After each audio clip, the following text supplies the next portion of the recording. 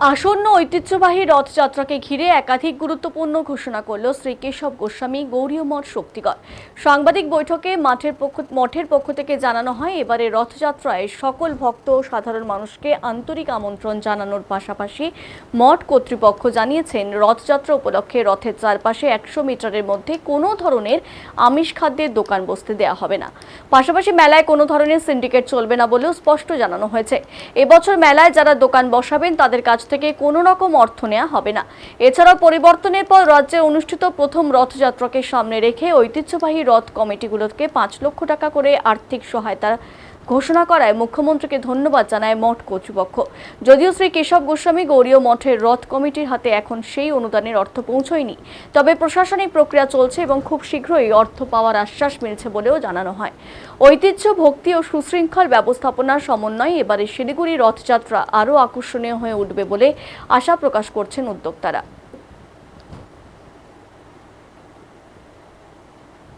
জয় জগন্নাথ দেব। সমস্ত পত্রকার বন্ধুদেরকে আমার নমস্কার।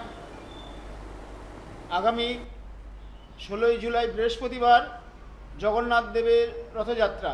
এই প্রভু জগন্নাথ দেবের রথযাত্রা উপলক্ষে উত্তরবঙ্গ, বিশেষ করে শিলিগুড়িতে আমাদের অনেক জায়গায় রথ হয়। তার মধ্যে অন্যতম রথ হচ্ছে শক্তিগড় শ্রী কেশব গোস্বামী গৌড়ীয় মঠ।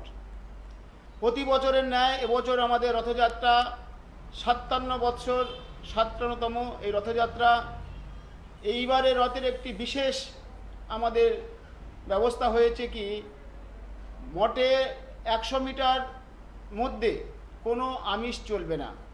যারা আমিষ তারা 100 মিটারে দূরে, কারণ রথ হচ্ছে পবিত্র রথ, প্রভু জগন্নাথ দেবের রথ। এই জন্য সেই পবিত্রতা বজায় রাখার জন্য এই ব্যবস্থা। তারপরে আমরা নিজস্ব জানিয়ে দিয়েছি, এখন আপনাদের মাধ্যমে জানিয়ে দিচ্ছি, যারা মাতাল আছে তাদেরকে একটা সেখানে যাতে প্রবেশ না করে সে বিষয়ে আমাদের যে সমস্ত বর্ধমান রোডে দারু দোকান আছে তাদের উদ্দেশ্যে বলছি, ওই দিনে বন্ধ রাখার জন্য আমারও তাদেরকে চিঠি করেছি, আপনাদের মাধ্যমে বলে দিচ্ছি ওই দিনটা বন্ধ রাখবে।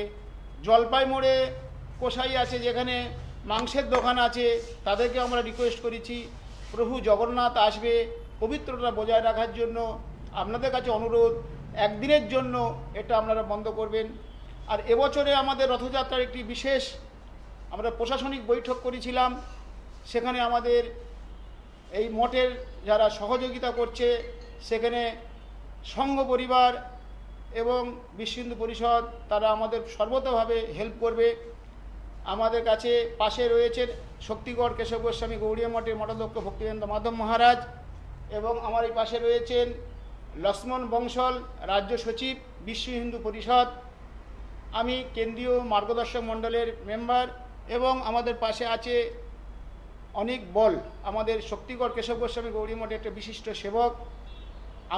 আপনাদের মাধ্যম দিয়ে এগুলো জানাচ্ছি, এই রথযাত্রা আনন্দ উৎসব এবং সকল বর্ণের জাতি বর্ণ নির্বিশেষে সবাই আসবেন, জগন্নাথকে দর্শন করবেন, আপনাদের মনুষ্য জীবন সার্থক করবেন।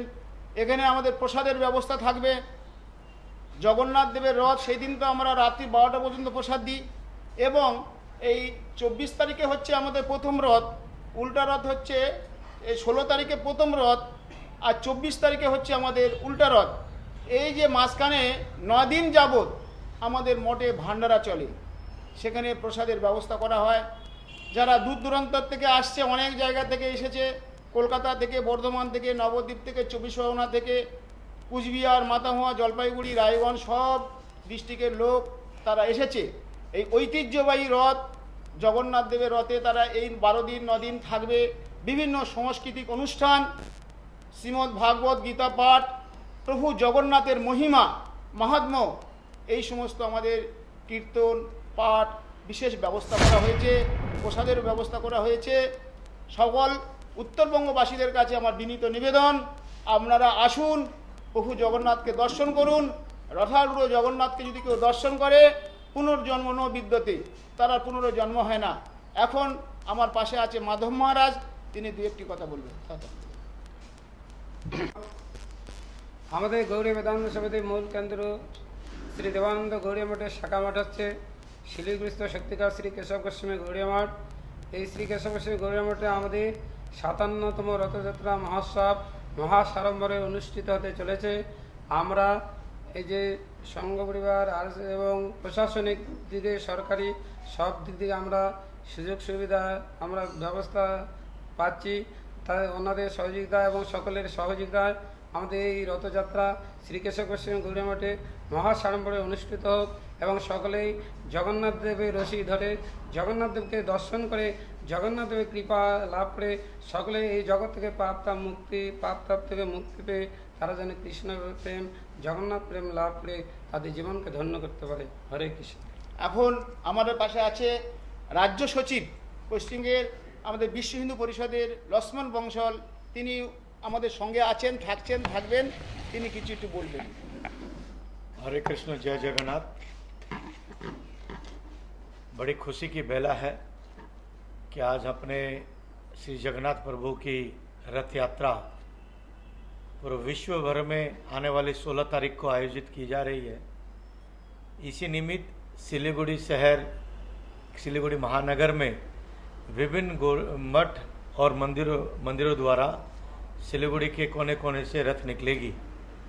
आइए छोटे से छोटे, बड़े से बड़े इस रथ यात्रा का लाभ उठाते हुए अपने जीवन को पुण्य बनाएं।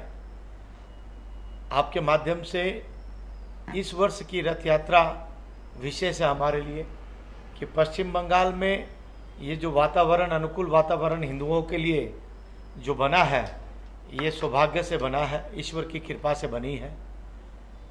तो हम सभी से अनुरोध करते हैं, जैसे आज ये केशव गौरिया मठ की जो समिति है उन्होंने डिसाइड किया कि जो मेला लगता है, इससे पूर्व जो मेला समिति में जो योगदान देते थे वो लोग हर छोटे से छोटे और बड़े से बड़े मेला में जो दुकानें लगाती थी उनसे कुछ न कुछ अंश लेते थे, कुछ पैसा लेकर उनको दुकान देने के लिए जगह स्थान जो पीडब्ल्यूडी के स्थान थे उनको देते थे।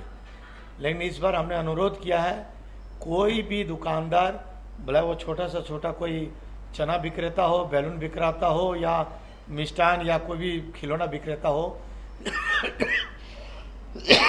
माफ़ी चाहता हूँ, कोई भी किसी को एक पैसा देने की दरकार नहीं है। निःशुल्क व्यवस्था रहेगी समिति की तरफ से।